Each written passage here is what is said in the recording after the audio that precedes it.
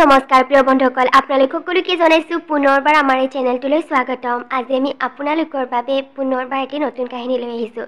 আচলতে বহুত দিনৰ পৰা ভালকৈ ভিডিঅ'সমূহ দিব পৰা নাছিলোঁ, অকণমান বিশেষ অসুবিধাৰ বাবে। কিন্তু আজিৰ পৰা পুনৰ মই ভিডিঅ'সমূহ কণ্টিনিউ কৰিম বুলি ভাবিছোঁ, গতিকে আগৰ দৰে মৰম দিব। তেন্তে আজি আমাৰ কাহিনীটোৰ নাম হৈছে দুখীয়াৰ হেৰুৱা মৰম। আশা কৰিছোঁ ভিডিঅ'টো চাই আপোনালোকৰ নিশ্চয়কৈ ভাল লাগিব।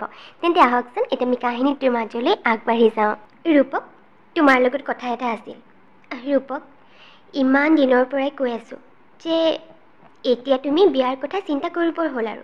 মানুহৰ বয়স সদায় ৰখি নাথাকে নহয়, গতিকে সময়ৰ কাম সদায় সময়মতে কৰিব লাগে। আৰু তুমিতো জানাই, মা দেউতাই তোমাৰ বিয়াৰ দায়িত্ব মোক দি থৈ গৈছে। গতিকে ভাল ছোৱালী এজনী চাই তোমাৰ বিয়াখন পাতি দি তোমাৰ সংসাৰখন নকৰোৱালৈকে মা দেউতাই চাগে শান্তিয়ে নাপাব।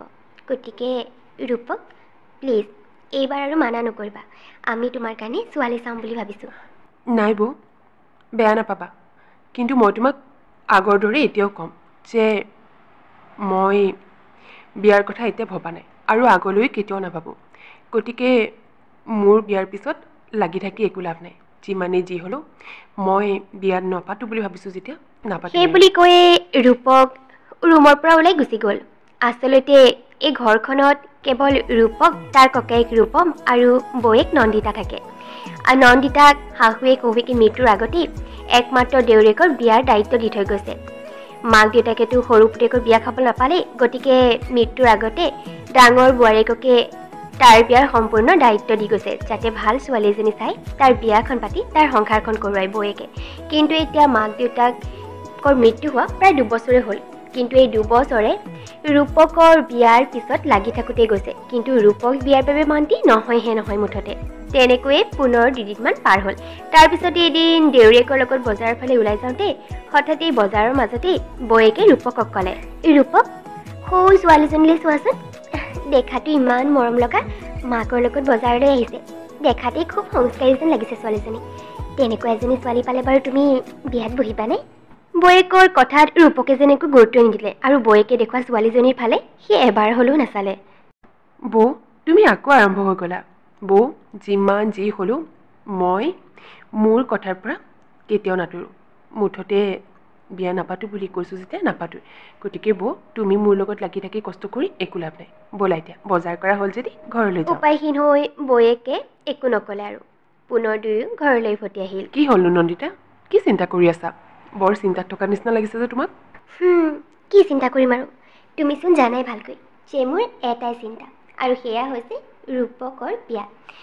মা দেউতাই চোৱাচোন, তাৰ বিয়াৰ দায়িত্ব মোক দি থৈ গৈছে, যাতে ভাল ছোৱালী এজনী চাই তাৰ বিয়াখন পাতি দি তাৰ সংসাৰখন কৰাওঁ। কিন্তু এতিয়া 2 বছৰে হ'ল। এই 2 বছৰে কৈও মই নোৱাৰিলোঁগৈ আৰু।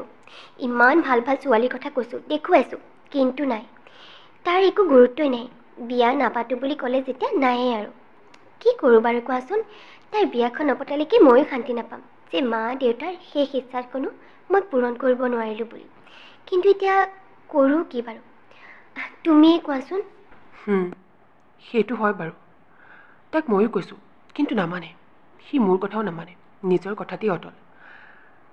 অৱশ্যে এটা কথা মই অলপকৈ বুজিব পাৰিছোঁ নন্দিতা, যে সি বিয়া পাতিবলৈ কিয় ইচ্ছা কৰা নাই। কিয় ইচ্ছা কৰা নাই কোৱাচোন, কাৰণটো কি আচলতে? আচলতে মই কাৰণটো ভাবিছোঁহে নন্দিতা। কিমান দূৰ এতিয়া মোৰ এই চিন্তা শুদ্ধ মই নাজানো, কিন্তু মই যিমান দূৰ চিন্তা কৰি পাইছোঁ সেইটোৱে কাৰণ হ'ব। সি কেইবছৰমানৰ আগতে ছোৱালীজনীক ভাল পাইছিল। তাইৰ নাম আছিল ৰূপালী। তেতিয়া তাৰ ইউনিভাৰ্চিটি পঢ়া শেষ হৈছেহে। তাৰ লগতে ছোৱালীজনী পঢ়িছিল, আৰু সেই ছোৱালীজনীৰ কথা সি ঘৰতো কৈছিল মা দেউতাৰ আগত। কিন্তু দেউতাই তেতিয়া বিয়াৰ কাৰণে মানা কৰি দিলে তাক। মানে তেতিয়া আমাৰো বিয়া হোৱা নাছিল, গতিকে ঘৰৰ ডাঙৰ ল'ৰাটো বিয়া নাই হোৱা যেতিয়া তাক তেতিয়া সেইবোৰ কথা চিন্তা কৰিবলৈ মানা কৰি দিলে। কিন্তু তাৰ 2 দিনমানৰ পিছতে কি হ'ল নাজানো, ছোৱালীজনী ইয়াৰ পৰা ক'ৰবালৈ গুচি গ'ল। ইয়াত তাই মাক দেউতাকৰ লগতে আছিল, কিন্তু মাক দেউতাক আৰু তাই জানো ক'লৈ গুচি গ'ল। তাৰপিছতে বহুত ৰূপকে বিচাৰিবলৈ চেষ্টা কৰিলে, কিন্তু তাই কোনো এড্ৰেছ বিচাৰি উলিয়াব নোৱাৰিলে। আৰু ক'ৰবালৈ গুচি যোৱাৰ পিছত হঠাতে তাই নিজৰ ফোন নাম্বাৰটো সলাই দিলে, আৰু সেই তেতিয়াৰে পৰা ৰূপকৰ তাইৰ লগত কোনো ধৰণৰ কণ্টেক্ট নাই মই জনাত। গতিকে সেইটোৱে কাৰণ হ'ব নেকি।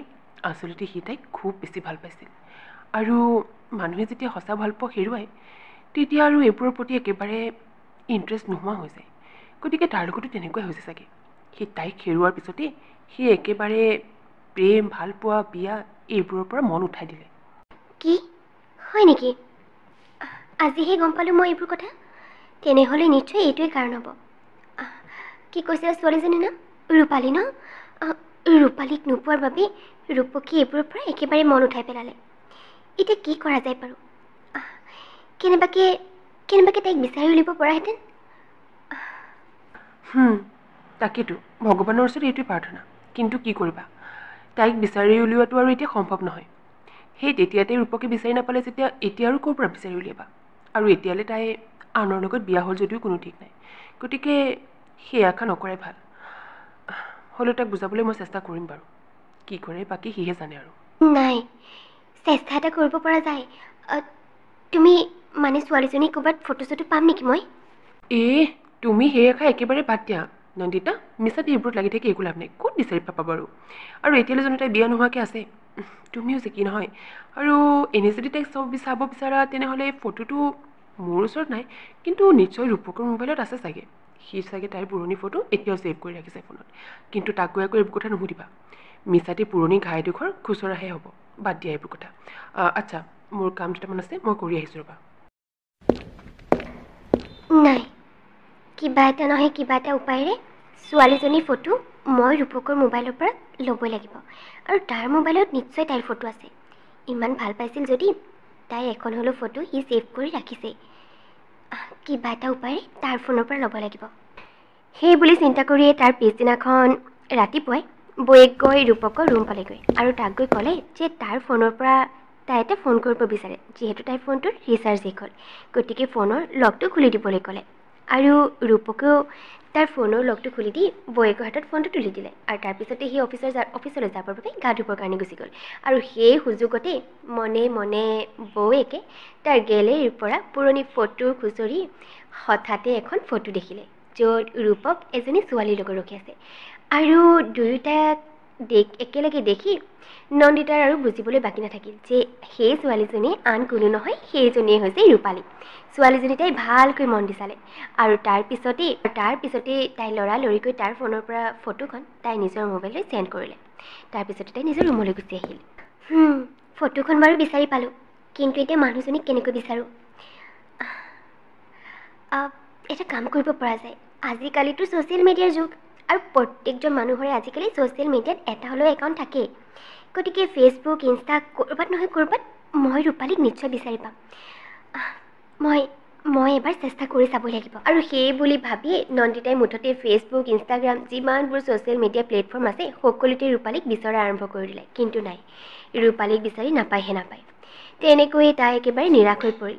কিন্তু নাই, তাই ৰূপালীৰ একো সংগতি উলিয়াব পৰা নাই। তেনেকৈ চাওঁতে 15-20 দিন পাৰ হৈ গ'ল। আৰু তাৰপিছতে এদিন হঠাতে ইনষ্টাগ্ৰামত ৰীল চাই থাকোঁতে হঠাতে এটা ৰীল আহি নন্দিতাৰ চকুত পৰিল। আৰু তাই সেই ৰীলটো দেখিলে যে এজনী ছোৱালীয়ে বৰ সুন্দৰকৈ বৰগীত এটা গাইছে। আৰু সেই ছোৱালীজনী দেখি তাইৰ এনেকুৱা লাগিল যেন তাই এতিয়াই নাচি দিব, কাৰণ সেই ছোৱালীজনী আন কোনো আছিল, তাই আছিল ৰূপালী। আৰু লৰালৰিকৈ তাইৰ একাউণ্টলৈ গৈ তাইক এটা মেছেজ কৰিলে যে তাইৰ ফোন নাম্বাৰটো তাইক লাগে। আৰু লগে লগে ৰিপ্লাই আহিল। তাইক ফোন নাম্বাৰটো দিলে। আৰু ফোন নাম্বাৰটো পাই লগে লগে নন্দিতাই ৰূপালীলৈ ফোন লগালে।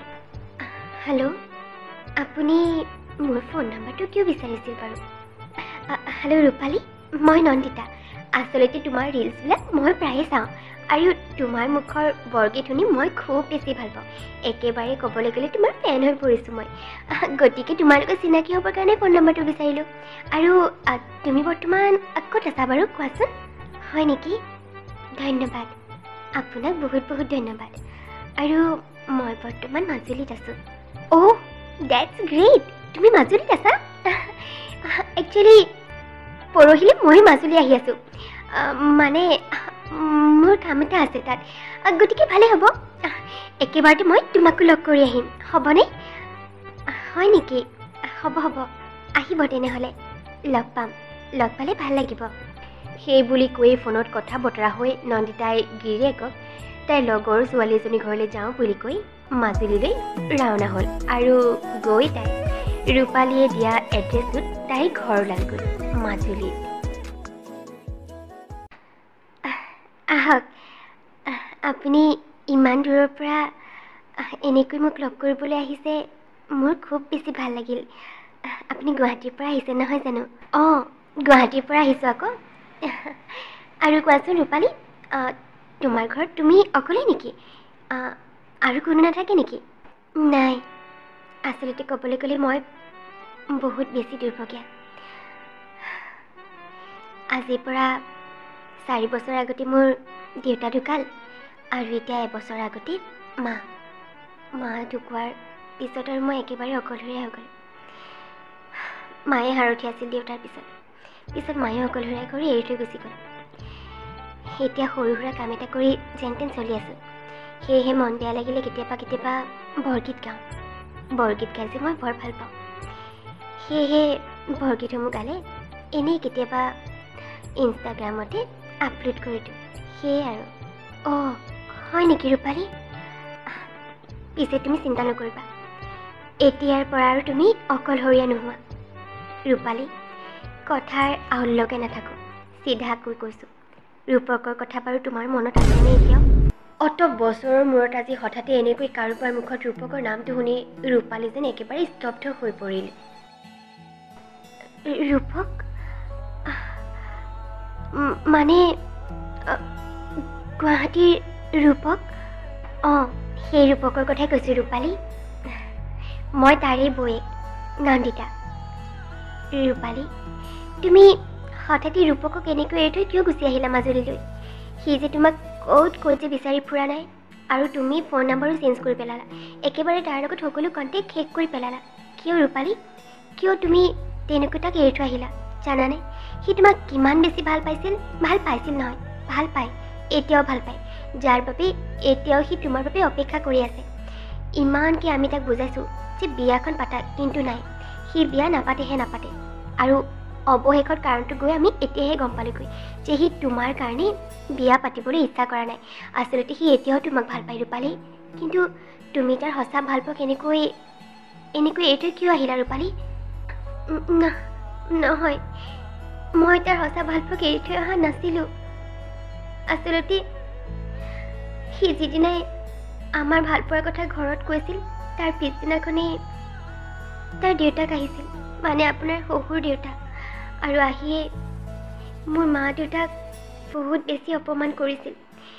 মোৰ দেউতা গুৱাহাটীৰে কোম্পানী এটাত সাধাৰণ এজন ছিকিউৰিটি গাৰ্ড আছিল, আৰু সেয়েহে আমি দুখীয়া হোৱাৰ বাবে তেওঁ আমাক যিমান পাৰে অপমান কৰিছিল, আৰু এক প্ৰকাৰৰ ধমকি দিছিল যে যদিহে আমি গুৱাহাটী এৰি চিৰদিনৰ বাবে বেলেগলৈ গুচি নাহোঁ, তেনেহ'লে কি কৰিব কোনো ঠিক নাই।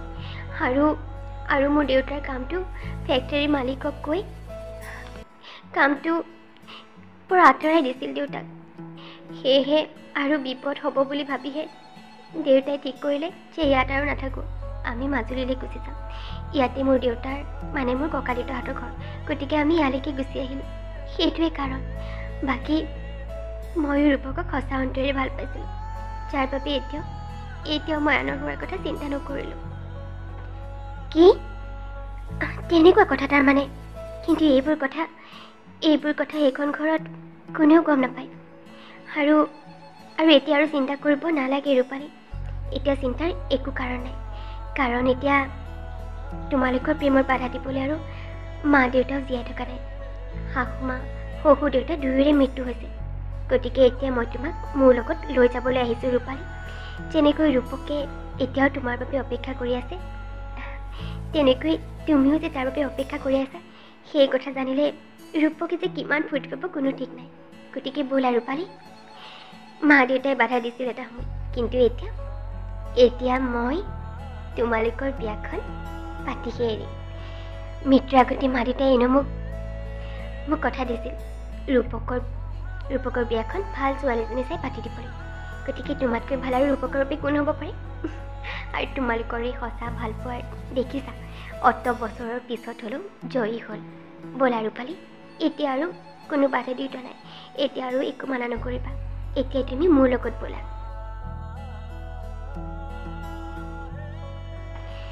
আৰু তেনেকৈ বুলি কৈ বৌয়েক নন্দিতাই ৰূপালীক লগত লৈ ঘৰলৈ উভতি আহিল। আৰু এইফালে হঠাতে ৰূপকে বৌয়েকৰ লগত ৰূপালীক ঘৰলৈ অহা দেখি একেবাৰে শিল পৰা কপৌৰ দৰে যেন থৰ হৈ পৰিল। এয়া সি কি দেখিছে? কি আচৰিত দৃশ্য এয়া! অত বছৰৰ মূৰত ৰূপালীক দেখিছে, তাকো বৌয়েকৰ লগত এনেকৈ ঘৰলৈ আহিছে।